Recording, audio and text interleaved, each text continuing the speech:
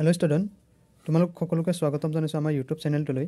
আজি তোমালোকৰ নৱম মান শ্ৰেণীৰ যেটো দ্বিতীয় পাঠ আছে মানৱ বন্দনা হেতু তোমালোকক আজি আলোচনা কৰিম। আৰু যেহেতু তোমালোকে জানা এতিয়া মানে কোৱেশ্চনছ কেনেকুৱা আহি আছে ভিতৰৰ কোৱেশ্চন আহি আছে, গতিকে তোমালোকে থ্ৰলি পাঠটো পঢ়িবা আৰু লগতে কোৱেশ্চনখিনি ভালদৰে প্ৰেক্টিছ কৰিবা। এটা সব মানৱ বন্দনা প্ৰথম কোৱেশ্চনটো হ'ল কবিৰ নাম আহিব, তাৰ উপৰি কবিৰ যিখিনি পৰিচয় আছে তাৰ পৰা হয়তো বিভিন্ন ধৰণৰ কোৱেশ্চন আহিব পাৰে। চোৱা, চন্দ্ৰকুমাৰ আগৰৱালা আছিল জোনাকী যুগৰ ত্ৰিমূৰ্তিৰ এক অন্যতম। আমি জানো জোনাকী যুগৰ তিনিজন কবি সাহিত্যিক আছিল। তেখেতসকলৰ নাম আছিল লক্ষ্মীনাথ বেজবৰুৱা, চন্দ্ৰকুমাৰ আগৰৱালা আৰু হেমচন্দ্ৰ বৰুৱা। তাৰে এতিয়া আমি পঢ়িম চন্দ্ৰকুমাৰ আগৰৱালা দেৱৰ বিষয়ে। এতিয়া চোৱা, তেখেতৰ কবিতা পুথি আছিলে প্ৰতিমা, বিন বৰাগী আৰু সম্পাদিত কাকত আছিল কি জোনাকী আৰু সাদিনীয়া অসম। এই প্ৰতিমা আৰু বিন বৰাগীটো অকণমান ইম্পৰ্টেণ্ট আছে। অ'কে, তো তোমালোকে এতিয়া চোৱা, এই যিখিনি শব্দাৰ্থ আছে সেই গোটেইখিনি তোমালোকে ভালদৰে চাবা, কাৰণ পৰীক্ষাত ইয়াৰ পৰাই বিভিন্ন ধৰণৰ কুৱেশ্যন আহে। অ'কে, চ' এতিয়া আমি প্ৰশ্নাৱলীৰ যিখিনি কুৱেশ্যন আছে সেইখিনি আমি ধুনীয়াকৈ আলোচনা কৰিম। তোমালোকে ধুনীয়াকৈ চেপ্টাৰত লিখি ল'বা। অ'কে, চ' তোমালোকে চোৱা, এইটো প্ৰথম যিটো কুৱেশ্যন আছে, মানুহে পৰৎপৰ বোলা কথাষাৰৰ অৰ্থ কি? ইয়াৰ উত্তৰটো হ'ব মানুহে পৰৎপৰ বোলা কথাষাৰৰ অৰ্থ হৈছে মানুহ শ্ৰেষ্ঠতকৈও শ্ৰেষ্ঠ। তাৰপিছত খটো চোৱা, মানুহক ময়াপী জীৱ বোলাৰ অৰ্থ কি? উত্তৰ, মানুহক ময়াপী জীৱ বুলি কোৱাৰ অৰ্থ হৈছে মানুহ ভ্ৰান্তি উপজোৱা জীৱ। গটো চোৱা, পাদ্য অৰ্ঘ্যলৈ মানুহৰ পূজা কৰাৰ অৰ্থ হ'ল পূজাৰ সকলো উপকৰণ লৈ মানুহকে পূজা কৰা উচিত। ইয়াৰ পিছত চোৱা 2 নম্বৰটো, মানৱ বন্দনা কবিতাটিৰ মূল ভাৱ নিজৰ ভাষাৰে লিখা। উত্তৰ, অসমীয়া সাহিত্যৰ জোনাকী যুগৰ অন্যতম প্ৰতিনিধি চন্দ্ৰকুমাৰ আগৰৱালা দেৱৰ মানৱ বন্দনা কবিতাটি মানুহৰ শ্ৰেষ্ঠতা প্ৰতিপন্ন কৰিছে। পৃথিৱীখনলৈ অনাদিকালৰ পৰা মানুহৰ অহা যোৱাৰ প্ৰৱাহ বৰ্ধমান হৈ আছে। জন্ম মৃত্যুৰ জৰিয়তে মানুহৰ সুতৰ অন্ত হোৱা নাই। পুণ্যৰ ফলত লাভ কৰা মানৱ জনম মানৱ কৰ্মৰ দ্বাৰা উটুৱাই লৈ যাবলৈ কবিয়ে আহ্বান জনাইছে। মানুহৰ মৰম চেনেহ বুজিব পাৰিলে এই পৃথিৱীখনতেই স্বৰ্গৰ দৰে সুখ পোৱা যাব। এই পৃথিৱীখনত আমি মানুহক লগ সংগৰূপে পাওঁ, গতিকে এই মানুহকে শ্ৰেষ্ঠতকৈও শ্ৰেষ্ঠ হিচাপে মানি পৃথিৱীখনক কল্পনাৰ স্বৰ্গতকৈও সুন্দৰ কৰি তুলিব পাৰি। কবিয়ে মানুহকে দেৱতা আৰু সেৱাৰ যোগ্য হিচাপে মানি মানুহৰ সেৱা কৰিব দিছে। মানুহ বিনে এই সংসাৰত একো নাই, গতিকে এই মানুহকে পাদ্য অৰ্ঘ্যলৈ পূজা কৰিবলৈ আহ্বান জনাইছে আৰু মানৱ জাতিৰ জয় কামনা কৰিছে।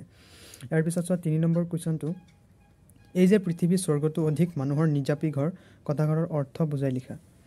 চোৱা, মানৱতাবাদী কবি চন্দ্ৰকুমাৰ আগৰৱালা দেৱে এই পৃথিৱীখনতেই নিজৰ ঘৰ বুলি কৈছে। পৃথিৱীৰ প্ৰতিটো বস্তুৱে প্ৰয়োজনীয়। মানুহৰ সুখ দুখ হাঁহি কান্দোন আদি অনুভৱবোৰৰ মাজেৰে মানুহৰ পাৰস্পৰিক মৰম চেনেহৰ জৰিয়তে এই পৃথিৱীখনকেই স্বৰ্গৰ সুখ লাভ কৰিব পাৰি।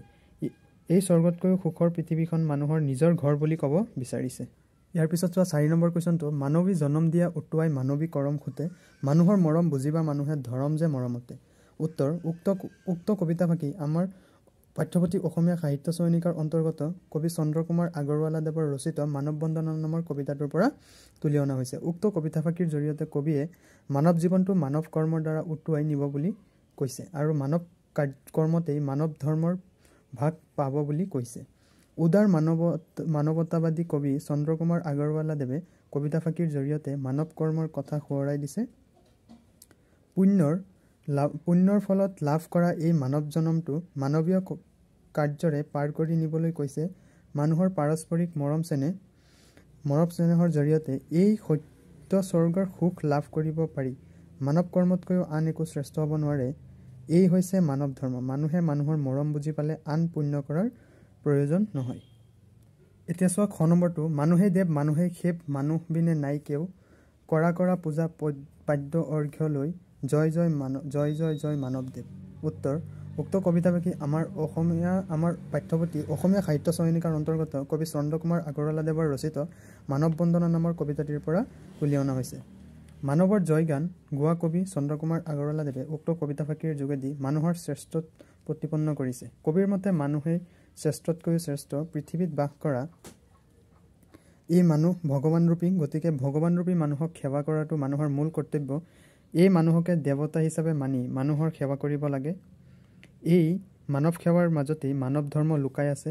শ্ৰেষ্ঠ মানৱক সেইবাবে পাদ্য অৰ্ঘ্যলৈ পূজা কৰিবলৈ কবিয়ে আহ্বান জনাইছে আৰু মানৱৰ জয়গান গাইছে। এতিয়া তোমালোকে এই 5 নম্বৰ যেটো কোৱেশ্চন আছে সমাৰ্থক শব্দ লিখা ইয়াত লিখিবা মানুহ এটা হ'ব মানৱ সংগ লগৰীয়া পৃথিৱী ধৰা ধৰিত্ৰী সুত হ'ব গতি বা প্ৰবাহ স্বৰ্গ হ'ব খৰগ আৰু দেৱ হ'ব দেৱতা আশা কৰোঁ তোমালোকে ভিডিঅ'টো ভাল পালা আৰু ক্লাছ 9 ৰ বিভিন্ন আসামিজৰ বিভিন্ন ভিডিঅ'বোৰ আমি প্লেলিষ্টত আপলোড কৰিছো তোমালোকে গোটেইখিনি ভিডিঅ' চাই ল'ব পাৰিবা ধন্যবাদ ভিডিঅ' চোৱাৰ বাবে